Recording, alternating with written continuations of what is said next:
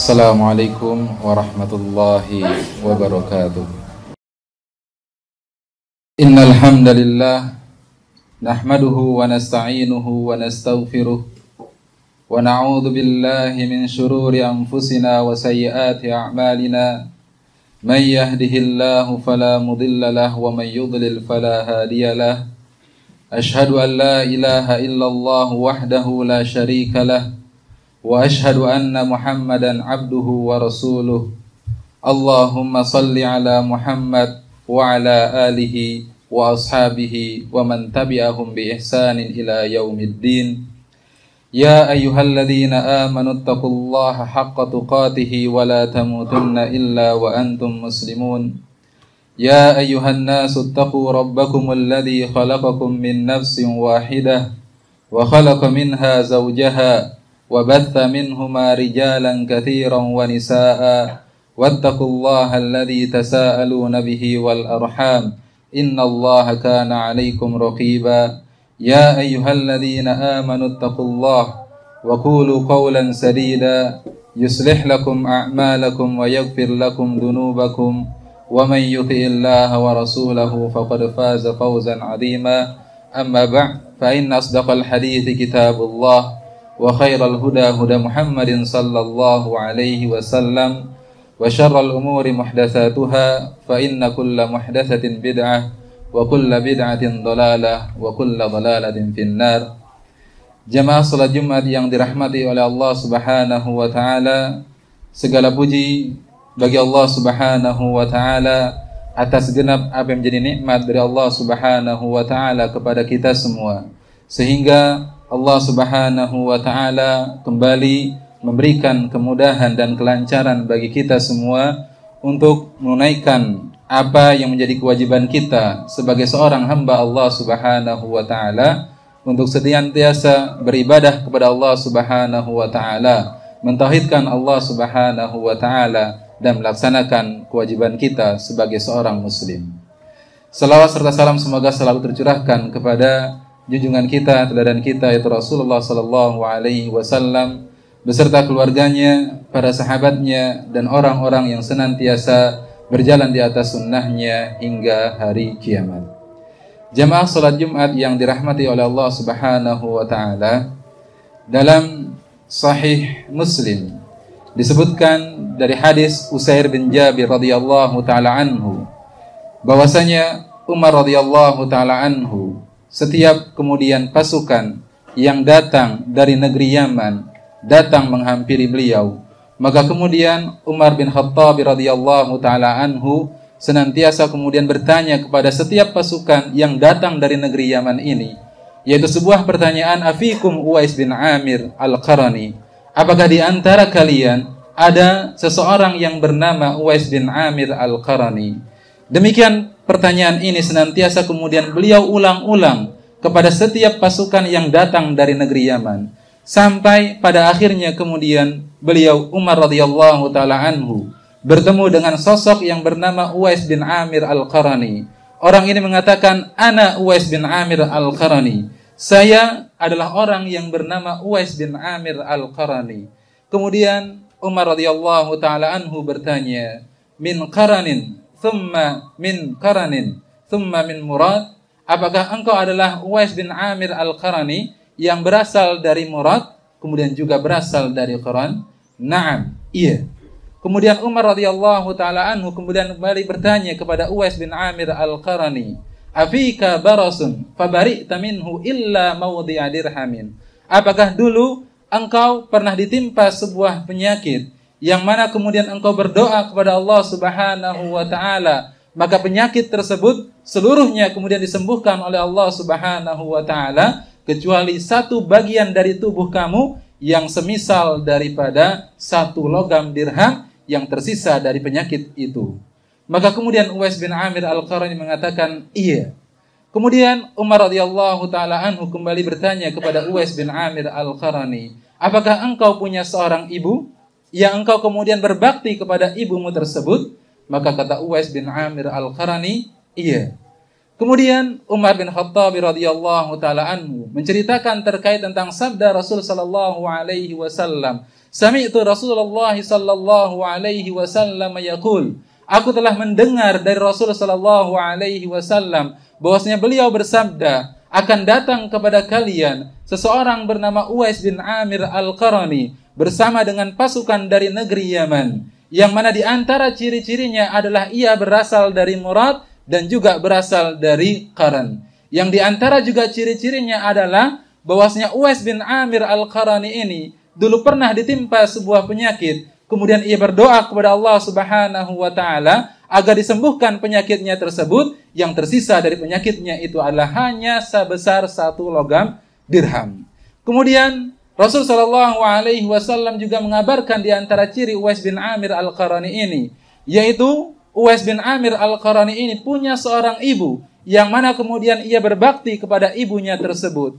Maka pesan yang disampaikan oleh Rasul sallallahu alaihi wasallam kepada Umar radhiyallahu taala anhu, kalau kamu bertemu dengan seorang yang bernama Uwais bin Amir Al-Qarani ini dengan ciri-ciri yang tadi disebutkan, maka hendaklah engkau minta agar kemudian Uwais bin Amir Al-Qarani ini berdoa kepada Allah Subhanahu wa taala agar Allah Subhanahu wa taala mengampuni dosa-dosamu, wahai Umar radhiyallahu taala anhu. Maka Umar radhiyallahu taala anhu ketika kemudian bertemu dengan Uwais bin Amir Al-Qarani sesuai dengan yang disabdakan oleh Rasul sallallahu alaihi wasallam, maka Umar radhiyallahu taala anhu kemudian meminta agar Uwais bin Amir Al-Qarani mendoakan beliau agar kemudian apa yang menjadi dosa Umar radhiyallahu taala anhu, apa yang menjadi dosa Umar radhiyallahu taala anhu diampuni oleh Allah Subhanahu wa taala. Maka kemudian Uwais bin Amir Al-Qarani pun berdoa kepada Allah Subhanahu wa taala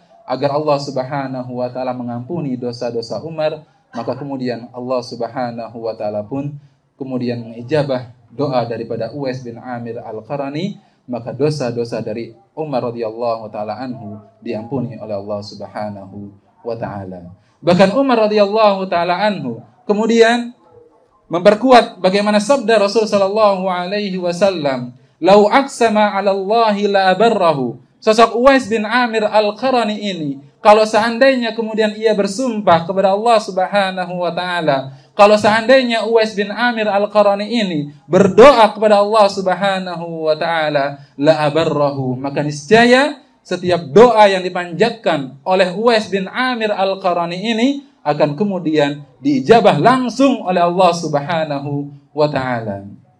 Jemaah salat Jumat yang dirahmati oleh Allah Subhanahu wa taala, hadis ini begitu panjang. Yang diantara daripada hadis ini yang bisa kemudian kita ambil faidahnya, bagaimana seorang Uwais bin Amir Al-Qarani adalah termasuk tabi'in. Beliau adalah orang yang kemudian hidup sezaman dengan Nabi sallallahu alaihi wasallam. Akan tetapi beliau kemudian tidak digolongkan sebagai sahabat Rasulullah sallallahu alaihi wasallam. Meskipun beliau kemudian sezaman dengan Rasulullah sallallahu alaihi wasallam, akan tetapi beliau tidak pernah bertemu dengan Rasulullah sallallahu alaihi wasallam, sehingga beliau bukanlah termasuk sahabat radhiyallahu taala anhum ajma'in. Beliau Uwais bin Amir Al-Qarani adalah orang yang kemudian mungkin orang-orang di sekitarnya tidak mengenalnya, tapi di langit sana Allah Subhanahu wa taala memperkenalkan siapa Uwais bin Amir Al-Qarani ini. Sampai-sampai Rasul sallallahu alaihi wasallam yang kemudian tidak pernah bertemu dengan Uwais bin Amir Al-Qarani ini, tapi Uwais bin Amir Al-Qarani begitu familiar di sisi Rasul sallallahu alaihi wasallam karena Allah Subhanahu wa taala sendirilah yang langsung menjelaskan bagaimana keutamaan daripada Uwais bin Amir Al-Qarani ini. Bahkan dari kelanjutan hadis tersebut, pernah salah seorang kemudian dari penduduk Yaman pada musim haji bertemu dengan Umar radhiyallahu taala anhu. Maka kemudian Umar radhiyallahu taala anhu bertanya kepada orang yang berasal dari Kufah ini. Beliau bertanya, "Apakah engkau mengenal Uwais bin Amir Al-Qarani?" Maka kemudian sahabat yang berasal dari negeri Kufah ini berkata, "Iya, taraktuhu rastan bait wa qalilal mata." Uwais bin Amir Al-Qarani yang aku kenal, yang tinggal di negeri Kufah saat sekarang ini adalah sosok yang kemudian miskin, memiliki rumah yang reot, memiliki makanan yang sedikit, memiliki harta yang juga sangat-sangat miskin sekali.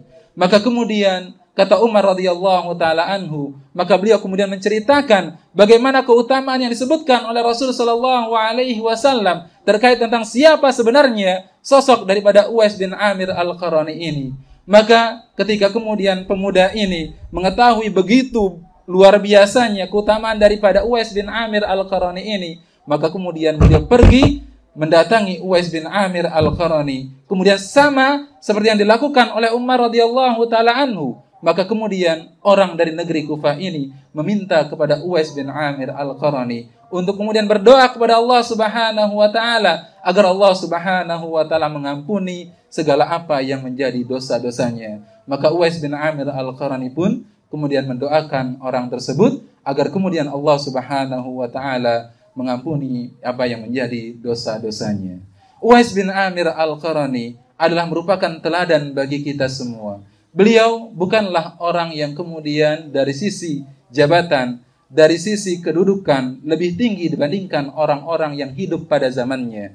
Bahkan beliau kemudian rela meninggalkan di antara keutamaan mendapatkan sebutan dan gelar sahabat Rasul sallallahu alaihi wasallam demi untuk kemudian berbakti kepada kedua orang tuanya. Tidak ada hal yang kemudian menghambat dan kemudian menghalangi Uwais bin Amir Al-Qarani untuk bertemu dengan Rasul sallallahu alaihi wasallam dan untuk kemudian mendapatkan predikat sahabat Rasul sallallahu alaihi wasallam yang begitu diimpi-impikan oleh setiap orang, melainkan dikarenakan bakti beliau kepada ibundanya. Beliau kemudian tidak pernah ingin sedetik pun meninggalkan ibunya, melainkan setiap saatnya, dalam setiap waktunya, senantiasa membersamai ibunya, senantiasa kemudian berbakti dan juga berbuat kebaikan kepada ibunya. Hal inilah yang kemudian menyebabkan Uwais bin Amir Al-Qarani diagung-agungkan oleh Allah Subhanahu wa taala sampai kemudian diceritakan oleh Rasulullah sallallahu alaihi wasallam. Bahkan sahabat Umar radhiyallahu taala anhu yang merupakan sahabat terbaik, yang merupakan manusia terbaik setelah Rasul sallallahu alaihi wasallam dan juga Abu Bakar radhiyallahu taala anhu, diperintahkan oleh Rasul sallallahu alaihi wasallam untuk menemui Uwais bin Amir Al-Qarani. Diperintahkan dan diminta oleh Rasul sallallahu alaihi wasallam untuk menemui Uwais bin Amir Al-Qarani untuk kemudian meminta doa kepada Uwais bin Amir Al-Qarani agar kemudian Uwais bin Amir Al-Qarani ini mendoakan Umar radhiyallahu taala anhu agar Allah Subhanahu wa taala kemudian mengampuninya. Padahal dari sisi kedudukan tentunya lebih utama Umar radhiyallahu taala anhu. Siapa yang kemudian tidak mengenal Umar radhiyallahu taala anhu? Yang disabdakan oleh Rasul sallallahu alaihi wasallam, "Lau kana min ummati mulhamun." Kalau seandainya ada di antara umatku orang-orang yang diberikan ilham oleh Allah Subhanahu wa taala, orang-orang yang diberikan petunjuk oleh Allah Subhanahu wa taala, maka orang tersebut adalah Umar radhiyallahu taala anhu. Jamaah salat Jumat yang dirahmati oleh Allah Subhanahu wa taala, maka Uwais bin Amir Al-Qarani adalah merupakan teladan bagi kita semua terkait tentang bagaimana bakti seorang Uwais bin Amir Al-Qarani. Dan karena bakti beliau kepada ibunya lah inilah yang kemudian mengantarkan beliau mendapatkan kemuliaan di sisi Allah Subhanahu wa taala, yang dimana setiap doa yang kemudian ia panjatkan pasti akan diijabah oleh Allah Subhanahu wa taala. Aqulu qauli hada wa astaghfirullah li wa lakum wa lisairil muslimin fastaghfiruhu innahu huwal ghafurur rahim. Alhamdulillahi wa kafa wassalatu wassalamu ala nabiyyinal mustafa wa ala alihi wa ashabihi ahli sidqi wal wafa. Jamaah salat Jumat yang dirahmati oleh Allah Subhanahu wa taala. Kadangkala kita sebagai seorang hamba Allah Subhanahu wa taala hanya kemudian memperhatikan terkait tentang ibadah-ibadah yang kemudian apa yang terlihat, apa yang kemudian bisa kita lakukan saja, tanpa kemudian kita memperhatikan ibadah yang lainnya, yang tentunya ibadah ini dikategorikan mulia di sisi Allah Subhanahu wa taala, yaitu berbuat baik kepada kedua orang tua. Bahkan Allah Subhanahu wa taala menyandingkan antara tauhid kepada Allah Subhanahu wa taala dengan berbuat baik kepada kedua orang tua. Wa qada rabbuka alla ta'budu illa iyyahu wa bil walidaini ihsanan. Dan Allah Subhanahu wa taala telah kemudian menetapkan agar kemudian seluruh manusia beribadah kepada Allah Subhanahu wa taala semata dan hendaklah kemudian kalian berbuat baik kepada kedua orang tua kalian. Bahkan Rasul sallallahu alaihi wasallam ketika seorang sahabat kemudian bertanya terkait tentang amalan yang paling baik yang harus kemudian ia lakukan, maka di antara amalan yang kemudian dianjurkan oleh Rasul sallallahu alaihi wasallam kepada sahabat tersebut adalah berbuat baik dan berbakti kepada kedua orang tua. Maka bersyukurlah bagi kita yang saat sekarang ini masih dipertemukan dengan kedua orang tua kita, masih ada waktu untuk kita kemudian berbakti kepada kedua orang tua, bukan dalam rangka untuk membalas apa yang menjadi jasa daripada kedua orang tua kita, kemudian kita berbuat baik kepada kedua orang tua kita. Tidak hanya itu, tapi murni bahwasanya apa yang menjadi perintah Allah Subhanahu wa taala dari berbuat baik kepada kedua orang tua inilah yang menjadi dasar bagi kita untuk memuliakan orang tua kita. Maka sekali lagi jemaah yang dirahmati oleh Allah Subhanahu wa taala, marilah kita kemudian berbuat baik dan berbakti kepada kedua orang tua kita, mendoakan mereka, menyambung tali silaturahim dengan keluarga-keluarga dan juga sahabat-sahabat mereka, mengajak mereka kepada kebaikan, mengantarkan mereka kepada hidayah Allah Subhanahu wa taala, dengan kemudian harapan bahwasanya dengan bakti kita kepada Allah Subhanahu wa taala dan bakti kita kepada kedua orang tua kita, maka kita kemudian akan dimasukkan ke dalam surga Allah Subhanahu wa taala. Innallaha wa malaikatahu yusholluna 'alan nabi ya ayyuhalladzina amanu shallu 'alaihi wa sallimu taslima. Allahumma shalli 'ala Muhammad wa 'ala ali Muhammad kama shallaita 'ala Ibrahim wa 'ala ali Ibrahim innaka Hamidum Majid. Rabbana ighfir lana wa li ikhwanina alladhina sabaquna bil iman wa la taj'al fi qulubina ghillan lil ladzina amanu rabbana innaka raufur rahim.